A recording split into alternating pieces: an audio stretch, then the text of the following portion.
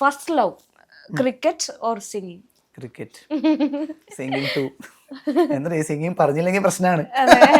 എങ്കിലും singing cricket ആണ് എൻ്റെ ഫസ്റ്റ് ലവ്. ലൈക്ക് അകത്തുനിന്ന് if you ask me I'm somewhere, ഞാനിപ്പോൾ സ്റ്റേജിൽ പോകുമ്പോഴും എൻ്റെ ഉള്ളൊരു സ്പോർട്സ്മാൻ ആണ് ആക്ച്വലി ആ സ്റ്റേജിൽ വരാം. ലൈക്ക് എന്ത് സിറ്റുവേഷൻ ആണെങ്കിലും അത് ഡീൽ ചെയ്യുക, അല്ലെങ്കിൽ എന്ത് ക്രൗഡാണെങ്കിലും അത് എങ്ങനെയെങ്കിലും ഷോ അടിപൊളിയാക്കാം. സോ അതൊക്കെ എൻ്റെ ഒരു സ്പോർട്സ്മാൻ്റെ ക്വാളിറ്റീസ് ആണ് എനിക്ക് ബേസിക്കലി കാണുന്നത്. Like lot of times when I go on stage I feel like ആ ക്വാളിറ്റീസ് എന്നെ കുറേ ഹെൽപ്പ് ചെയ്തിട്ടുണ്ട്.